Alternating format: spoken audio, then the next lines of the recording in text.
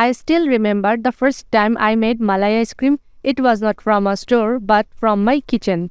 Thick, creamy and packed with love. Today I am recreating that same magic with a simple recipe with milk, custard and crunchy nuts. This dessert is all about comfort and tradition. Hello friends, welcome back to my channel Taste of Cooking and Baking. So let's make the recipe. In a small bowl, combine 2 tablespoons of custard powder with 1/4 cup of water. Mix well until the custard powder dissolves completely and there are no lumps. Set this mixture aside. Friends, from which country you are watching my recipe, you can tell me in the comment section below.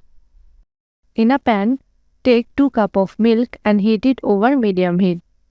Now add 1/4 cup of powdered milk to the milk. Mix continuously to dissolve the powdered milk into the milk. Bring the milk mixture to a gentle boil while mixing occasionally to prevent it from sticking to the bottom of the pan. Now add 1/4 cup of sugar and mix again. Mix continuously to dissolve the sugar and powdered milk into the milk.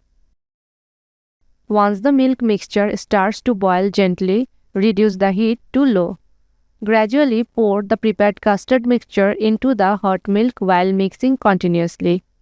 Continue mixing and cooking over low heat until the mixture thickens to a custard-like consistency. Make sure to mix well to avoid any lumps forming into the custard.